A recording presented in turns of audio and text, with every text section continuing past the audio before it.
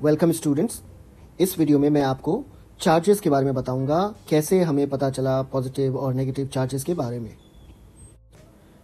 थेलीस of माइलेटस Greece के एक philosopher थे 600 बीसी में।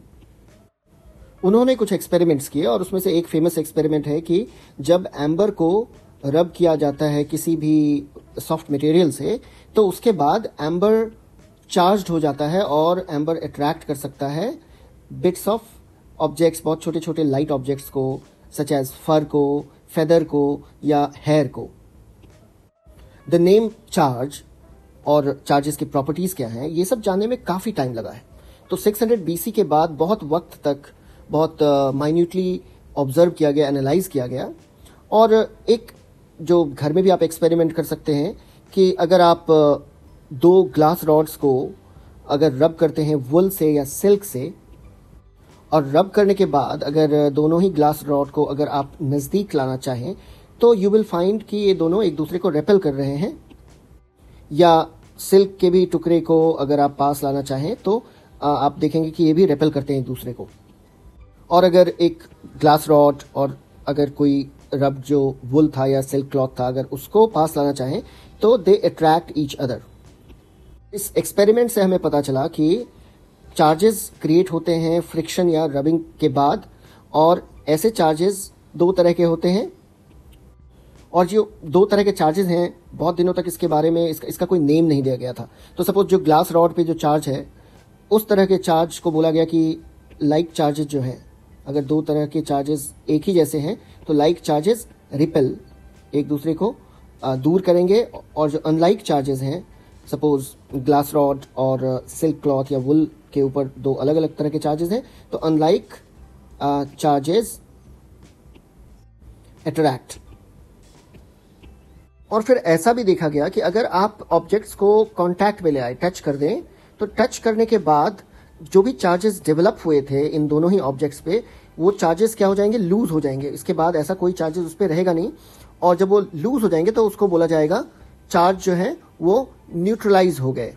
और फाइनली 18th सेंचुरी में जाकर एक अमेरिकन फिजिसिस्ट बेंजामिन फ्रैंकलिन ने इन चार्जेस को नाम दिया पॉजिटिव एंड नेगेटिव। और एक कन्वेंशन है, एक मान्यता है कि पॉजिटिव और नेगेटिव, उन्होंने बोला कि जो ग्लास रॉड है, उस तरह का जो हार्ड मटेरियल है, उसके ऊपर जो चार्ज है उसको उन्होंने पॉजिटिव चार्ज कहा, और जो मटेरियल्स लाइक सिल्क क्लॉथ या वुल है, उसके ऊपर जो चार्जेस हैं उसको उन्होंने बोला negative charge.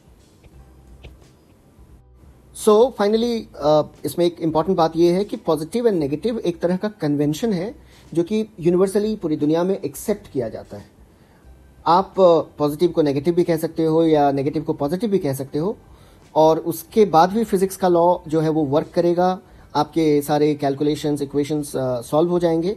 But universally her country के साइंटिस्ट ने एक तरह का कन्वेंशन मान लिया है कि positive and negative should be given as Benjamin Franklin identified it. Charges के वो प्रॉपर्टी जिससे आप ये डिफरेंशिएट कर सकते हो या बता सकते हो कि दो तरह के चार्ज हैं, उस प्रॉपर्टी को हम कहते हैं polarity of charge.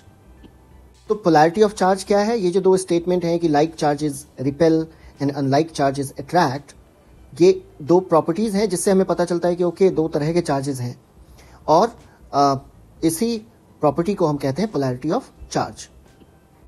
Gold leaf electroscope एक ऐसा इंस्ट्रूमेंट है जिससे आप पता कर सकते हैं कि किसी भी ऑब्जेक्ट पे कितना चार्ज है, चार्ज का क्या क्वांटिटी है उस पर। Gold leaf electroscope is a very simple instrument.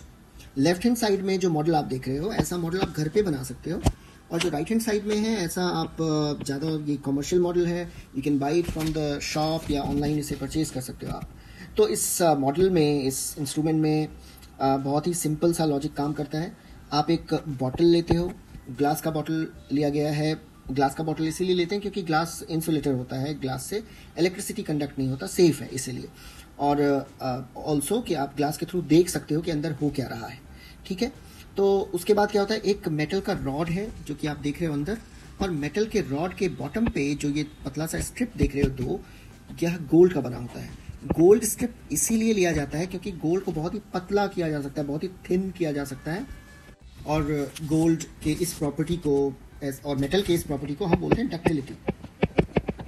इसमें क्या होता है कि आप उस मेटल का बहुत ही थिन शीट बना सकते हो, बहुत ही पतला कर सकते हो इसे। पतला करने से होता क्या है, बहुत लाइट हो जाता है जो मेटल का स्ट्रिप है, और लाइट होने से एक्सपेरिमेंट करना आसान हो जाता है। तो इसमें एक और इम्पॉर्टेंट बात यह है कि जो बॉटल का नेक है, अगर आप देखो तो यहाँ पे कोई भी इंसुलेटर प्लग होता है या इंसुलेटिंग ऑब्जेक्ट होता है।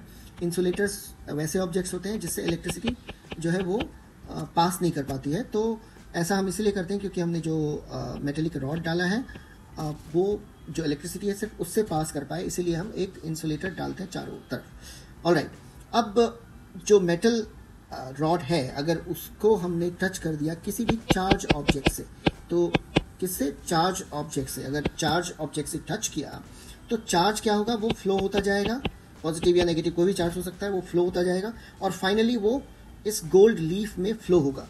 और गोल्ड लीफ में यहाँ पे 2 स्ट्रिप हैं, तो बिकॉज लाइक चार्जेस रिपेल होते हैं तो क्या होगा, ये लीफ जो है ये एक दूसरे को रिपेल करेंगे, और जितना ज़्यादा रिपेल होगा लीव्स उतना ही ज़्यादा स्ट्रॉन्ग आपका चार्ज है या उतना ही ज़्यादा अमाउंट ऑफ चार्ज है। ओके, इससे हमें अमाउंट ऑफ चार्ज पता चलता है। तो अगर हम कमर्शियल वाले गोल्ड लीफ इलेक्ट्रोस्कोप पे जाएं तो यहाँ पे देखेंगे कि एक मीटर भी लगा हुआ है, और जितना डाइवर्ज मतलब जितना वो टर्न होता जाएगा गोल्ड लीफ, उससे हमें पता चलता जाएगा कि चार्ज का अमाउंट कितना है। मोर चार्ज मीन्स मोर डाइवर्जेंस, जो लीव्स हैं वो ज़्यादा डाइवर्ज होंगे, ज़्यादा दूर जाएंगे। गोल्ड लीफ एक्सपेरिमेंट या इक्विपमेंट में हमने बात की है अमाउंट ऑफ चार्ज की। तो यहाँ पे छोटी छोटी 2 इंपॉर्टेंट बातें मैं आपको बताना चाहूँगा। सपोज आप मोबाइल फ़ोन का एग्जाम्पल ले लो। अगर आपका मोबाइल फ़ोन में जो बैटरी है अगर आप उसको चार्ज करते हो तो हम क्या बोलते हैं कि मोबाइल चार्ज हो गया। तो वेन एवर यू एक्यूमुलेट, जब भी आप एक्यूमुलेट करते हो चार्ज, जब भी इकट्ठा करते हो चार्ज या किसी भी बॉडी में ट्रांसफर करते हो चार्ज, तो बॉडी क्या हो जाती है, चार्ज्ड। और जब ये चार्ज एक बॉडी से बाहर चला जाता है तो उस प्रोसेस को बोलते हैं डिस्चार्जिंग। जिस तरह आपका मोबाइल डिस्चार्ज होता है, उसमें क्या होता है, जो बैटरी का जो चार्जेस है वो वहाँ से निकल जाता है, वहाँ से बाहर चला जाता है या ट्रांसफर हो जाता है। इस प्रोसेस को क्या बोलते हैं, discharging. So charging and discharging are 2 very common terms. दूसरी बात आपको ये जाननी है कि चार्ज का जो ओरिजिन होता है, ये आप और डिटेल में किसी और कोर्स में पढ़ोगे, बट मैं आपको बता दूं कि चार्ज का जो ओरिजिन है, चार्ज आता कहाँ से है, इसको माना गया है, और मतलब ये साइंटिफिक है बट कुछ कन्वेंशन है इसमें, दोनों बातें आपको बताता हूँ। ऐसा बोला जाता है कि एक एटम जो किसी भी मैटर का स्मॉलेस्ट पार्ट है, उसके सेंटर में या कोर में होता है न्यूक्लियस, और न्यूक्लियस साइज में compare to the size of atom बहुत ही छोटा होता है। और न्यूक्लियस के अंदर 2 सब एटॉमिक पार्टिकल्स होते हैं, एक है प्रोटॉन और दूसरा है न्यूट्रॉन। और प्रोटॉन जो होता है उसे माना जाता है कि ये पॉजिटिवली चार्ज होते हैं, ये पॉजिटिव चार्ज जो हमारे पास आया है प्रोटॉन से आया है। और एटम का जो आउटर पार्ट होता है उसमें रास्ते बने होते हैं, ऑर्बिट्स, और इन ऑर्बिट्स में चक्कर लगाते रहते हैं इलेक्ट्रॉन्स। मास में बहुत ही कम होता है इलेक्ट्रॉन, इसका कोई ज़्यादा मास नहीं होता, बट इसमें भी चार्ज होते हैं, और ऐसे चार्ज नेगेटिव चार्जेस होते हैं।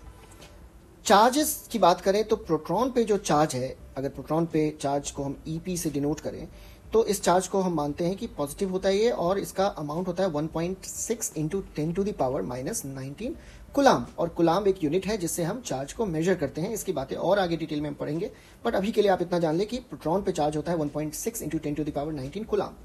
और इलेक्ट्रॉन पे जो चार्ज होता है वह चार्ज नेगेटिव होता है with of the same amount, -1.6 × 10⁻⁻19 coulomb. बहुत ही स्मॉल अमाउंट का चार्ज है, but these are the origins, यहां से स्टार्ट होता है चार्जेस का जर्नी। ऑलराइट, सो इलेक्ट्रिसिटी के पर्सपेक्टिव से देखें तो मटेरियल्स को 2 आप टाइप्स में डिवाइड कर सकते हैं। एक होता है कंडक्टर्स और दूसरा होता है इंसुलेटर्स। कंडक्टर्स वो मटेरियल होते हैं जिससे चार्ज जो है या करंट जो है वो पास हो सकता है। अगर चार्ज पास हो गया तो ऐसे मटेरियल को बोलते हैं कंडक्टर्स। यूजुअली जितने मेटल्स होते हैं वो सारे ही कंडक्टर्स होते हैं, कुछ एक्सेप्शंस हैं हमारे पास। और इंसुलेटर्स ऐसे मटेरियल हैं जिससे चार्ज पास नहीं हो पाता, कैन नॉट पास चार्ज, या इलेक्ट्रिसिटी भी पास नहीं हो पाता। ठीक है, नॉन मेटल्स हो गए, वो सारे इंसुलेटर्स होते हैं। उसके साथ में बहुत सारे एग्जांपल्स है, प्लास्टिक्स या रबर। तो आप अगर ऐसा देखोगे कि अगर आपका कोई भी इलेक्ट्रिकल इक्विपमेंट है अगर घर में, तो देखोगे उसके जो हैंडल्स होते हैं वो प्लास्टिक के होते हैं या रबर के होते हैं। क्यों? क्योंकि वो इंसुलेटर्स होते हैं, उससे इलेक्ट्रिसिटी जो है वो पास नहीं होती है और ऐसे में आप सुरक्षित हो, आपको इलेक्ट्रिक शॉक नहीं लगेगा। ऑलराइट, तो इसके बाद एक थर्ड टाइप का जो मटेरियल कैटेगरी है मटेरियल का, उसको हम बोलते हैं सेमीकंडक्टर्स। सेमीकंडक्टर्स, अब सेमीकंडक्टर्स एक बहुत ही बड़ा टॉपिक है अपने आप में, आपके क्लास में भी है, जब ये चैप्टर आएगा तो हम अच्छे से पढ़ाएंगे उसको, लेकिन फिलहाल के लिए semiconductor is a third category of materials. ठीक है, सेमीकंडक्टर्स मीडिएटर है, कंडक्टर और इंसुलेटर के बीच में ये कहीं पे आता है, मतलब थोड़ा बहुत ये कंडक्ट भी करता है, इंसुलेट भी करता है। एक्चुअली सेमीकंडक्टर्स को रेगुलेट किया जा सकता है कि कब वो इलेक्ट्रिसिटी कंडक्ट करे, कब नहीं करे, depending upon other physical categories या फिजिकल प्रॉपर्टीज। अगर टेम्परेचर बढ़ा दिया तो उससे सेमीकंडक्टर्स पे असर होगा, प्रेशर बढ़ा दिया तो उससे असर होगा, और ये सारी बातें जो हैं हम ये पढ़ेंगे जब हमारा चैप्टर आएगा सेमीकंडक्टर्स का। Okay, thank you, see you in the next lecture.